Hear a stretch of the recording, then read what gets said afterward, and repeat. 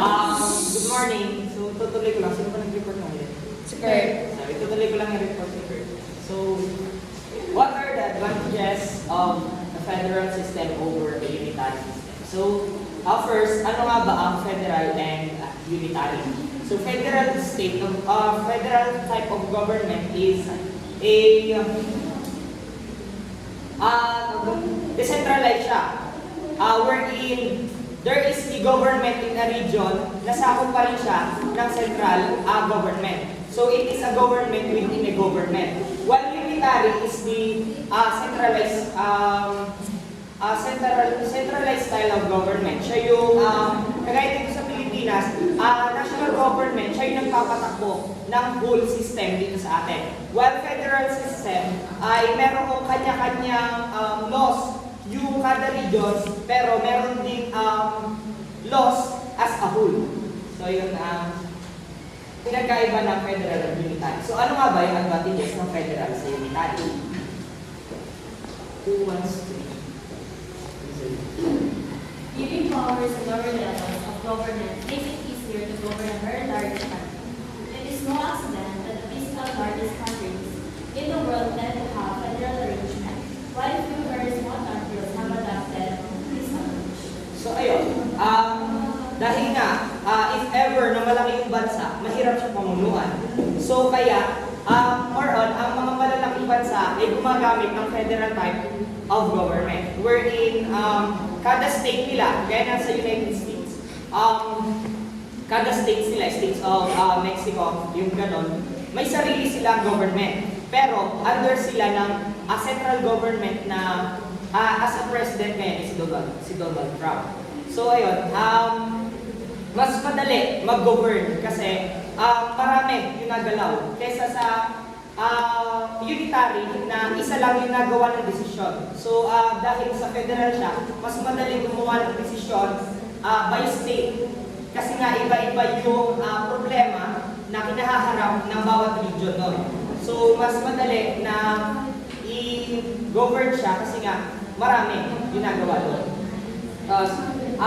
Kaya yun lang ginagamit ng federal state na small countries ay dahil so maliit nga lang siya. Dahil doon ay para konti lang yung kanilang culture, tradition, magkakagaya na sila kasi small lang yung country na yun. So mas maganda kung unitary na lang yung gagamitin nila.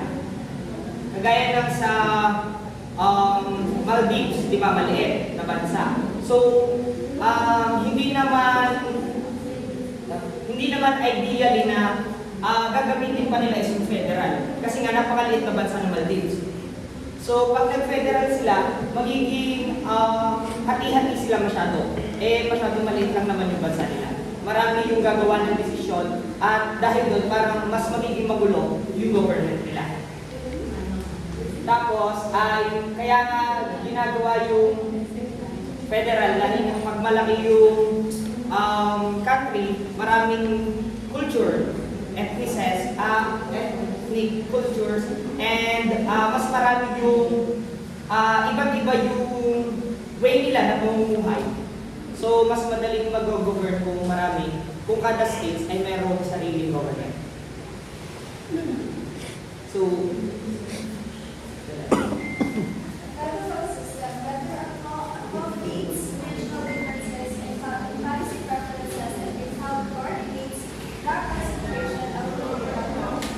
ayun, dahil nga yung federal mas magaling talaga sa mga bansa na maraming regional differences. So dahil doon, kagaya ng, di ba yung sa Muslim Mindanao, iba yung, di ba kaya nagkaroon ng BARMM or Bangsamoro at Bangsamoro yung basta sa Bangsamoro na parang may sarili silang government pero under sila ng government ng Philippines pareho. So dahil doon, meron silang culture na iba sa atin kaya parang pag ang namuno sa kanila ay hindi katribo nila or hindi kagaya ng culture nila, parang maraming culture yung mababypass. maraming culture yung matatapakan kung hindi galing sa region na yon yung mamumuno sa kanila. So, at dahil nga doon ay hindi nagiging centralized yung power. Parang hindi masyadong malakas yung central government. Next is, what are the disadvantages of federal system over a unitary? One. Two. Lack of uniformity policy across the country. This can be a problem when citizens travel from one part of the country to another. In the United States, state governments control the creation of most electoral rules even for federal elections. So, yun. Ang disadvantages nga niya ay kada region magkakaiba yung laws and policies na pinalalakad nila. So, kunwari, dito pwede yung dito sa isang state pwede na mag-asawa ng madami. Tapos dun sa kabila, bawal. So, pag nagpunta yung maraming asawa, dun sa isa lang yung may asawa, yung isa lang yung pwede mag-asawa, parang may iba yung way ng pagpapalakad ng policy. So, magiging kasalanan yun if ever na lumipat yung maraming asawa doon sa isa lang yung pwede maging asawa, di ba? So, dahil nga sa lack of uniformity, so hindi isa yung sinusunod nilang mga batas pag nasa federal state. Pero, meron silang sinusunod na isa na yun ay yung nilalabas na central government. Pero, mahina lang yung central government. Hindi siya kagaya lang sa yung sa unitary government. So, in the United States, governments control the creation of most electoral rules even for federal elections. So yun, kagaya sa United States, kahit na kada states nila ay merong sariling government, sa United States, kung paano paratakbuhin yung botohan ay parang meron kanya-kanya rin yung way nila kung paano nila patatakbuhin yung botohan sa isang government. So, kunwari ay dito pwede na direct election. Sa kabila pwede indirect election. So, yun. Nakadepende sa kanila kung ano yung gusto nilang gawing policy sa pagpapalakad ng election, pag federal, yung damit na next is, so, is the local government. Who wants to?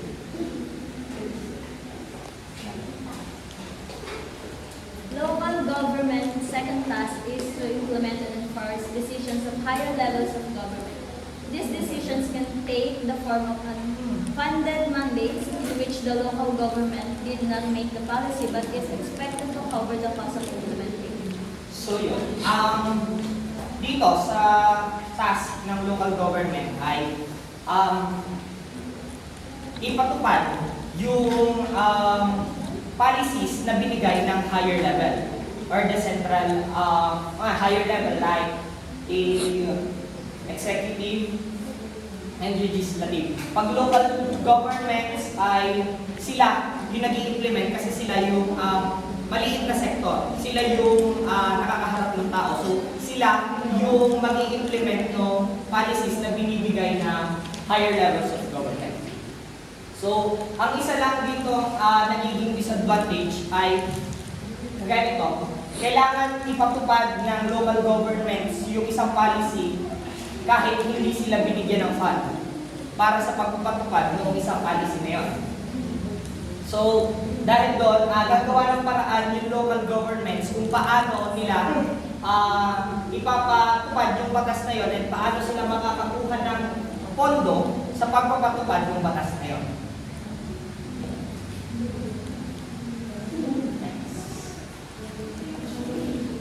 Aside from commitment of funds from higher levels of government may assist local officials in these activities. Enforcement of laws and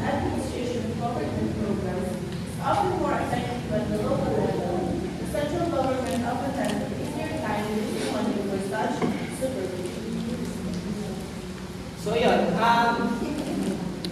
natulong naman yung higher levels of government sa sa pagkuha ng ng fund. Pero hindi ganun kalaki yung ginagawang tulong ng ng higher levels of governments. Pero so yun, ang pag-enforce ng law ay mas nagiging trabaho ng local governments, while ang central governments and other higher levels of government ay mas magaling sila sa pag-raise ng funds, sa paniningil ng taxes, sa pag-create ng program para magkaroon ng funds. While yun nga, sa local government ay sila yung nag-i-implement.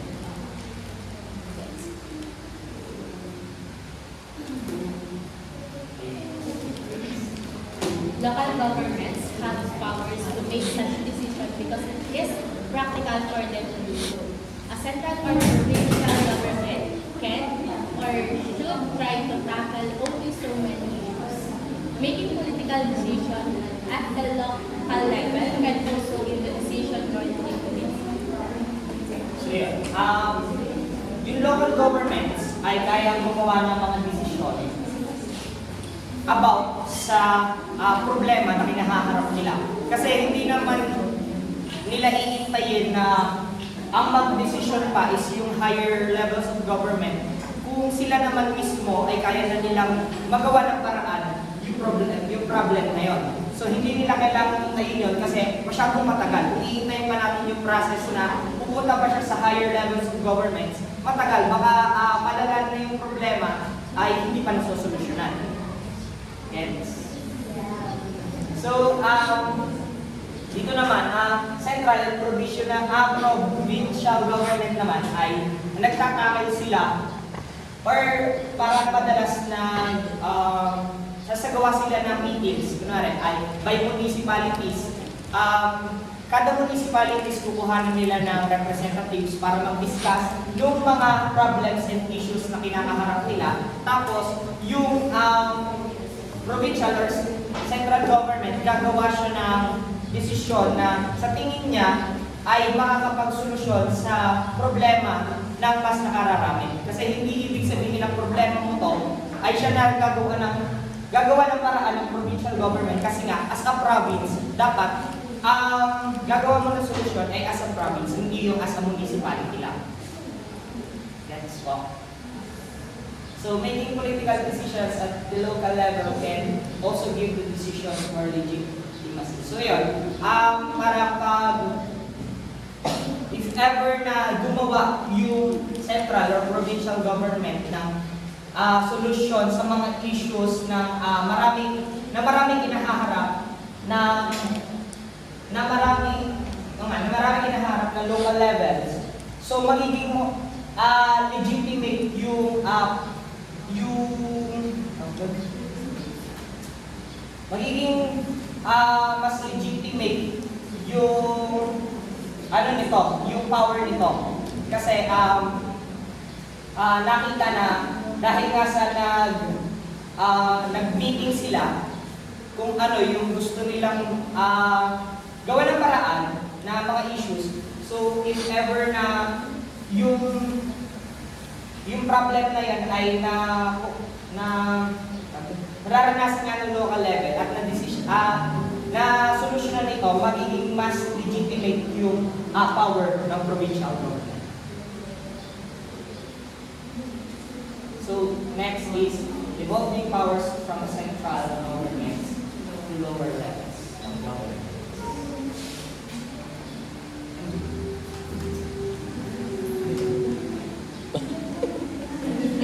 Process of transferring power from the central government to lower government, which does not necessarily turn the system into federal-wide, involves the transfer of power from the central government to lower government, usually at the regional or provincial level.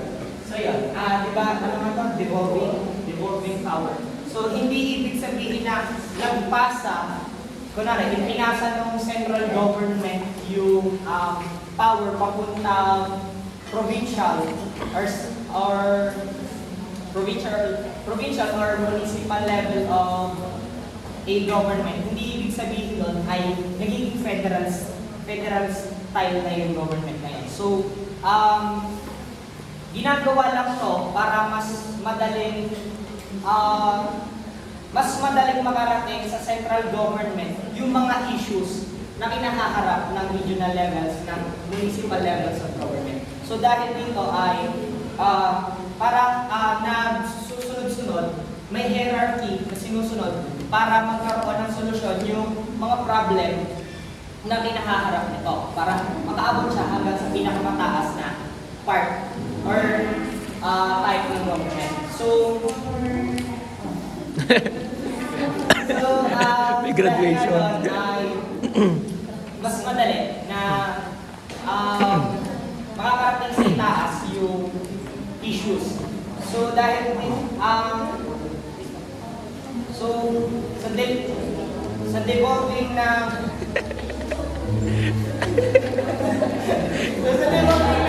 power ay nagkakaroon ng limitations yung power ng magmula sa regional hanggang central. So hindi ganon kalakas yung power ng regional. Meron siyang limit kung hanggang saan lang siya pwede mag-govern. Tapos yung central government, may power din siya kung hanggang kailan siya pwede mag-govern. Next is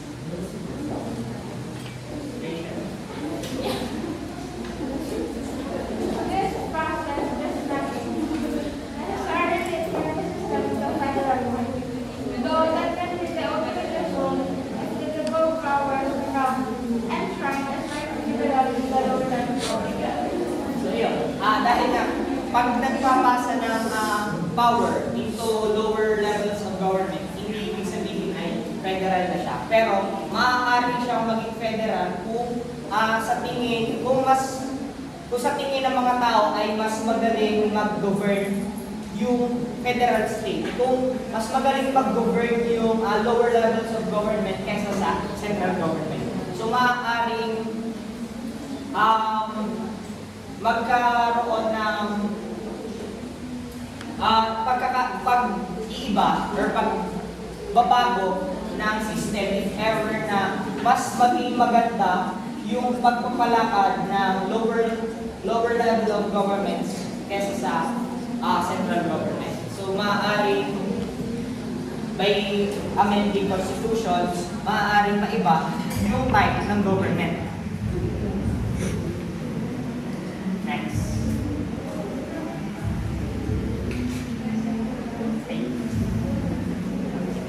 The reason that the evolution does not automatically lead to regulation bring us back to the topic of sovereignty and devolution. The central government does not necessarily surrender its own sovereignty to the lower levels of government. If the power is not reserved to the lower level, then they may not take it back anytime.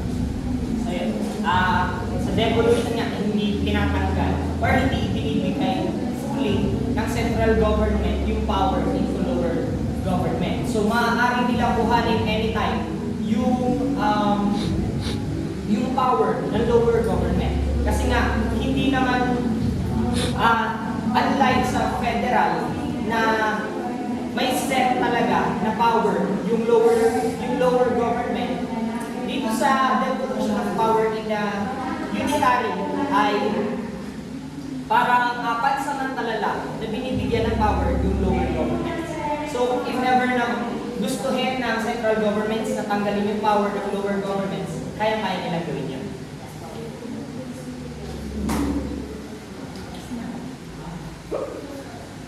So, constitutionalism. Constitutionalism is one of the many important concepts presented in this book. Apparently, this is considered to be one of the most essential to the laws of a government. So yun, constitutionalism ay parang ginagawa ang constitution ng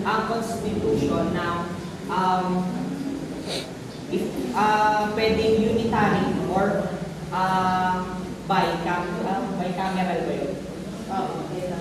Pwedeng mabuo yung constitution ng isa lang party na gawa or pwede rin na mabuo siya na dalawang party na gawa. The origins of constitutionalism in Latin America.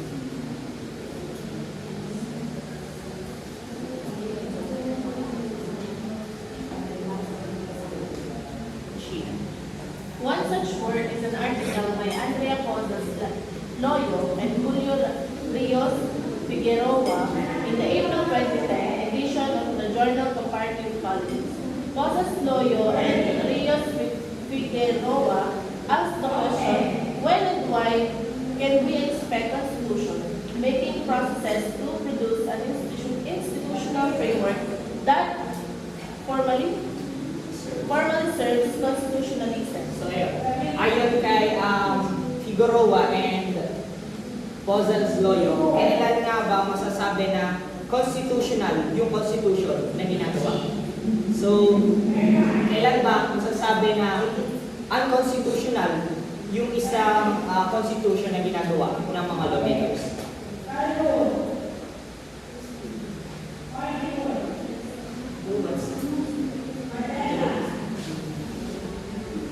They begin their study by distinguishing between unilateral constitution-making processes when a single major political group controls the process of making and or amending the constitution and multilateral ones in which more than one country. Masasabi natin na unilateral nga yung pagkagawa ng constitution if ever single major lang na political groups yung gumagawa nun. Kung kunwari ay wala silang opposition, gaya na sa China, para isang party lang yung mismong may hawak ng seats sa government nila. So, ibig sabihin, unilateral yung constitution nila, yung paggagawa ng constitution. While multilateral naman siya if ever na mas marami sa isa yung nagawa ng constitution. Just like in the Philippines na meron tayong opposition, di ba? Meron tayong pro sa administration, meron naman tayong opposition. So, ibig sabihin, mag-debate yung dalawang parties if ever na meron silang gustong gawing batas.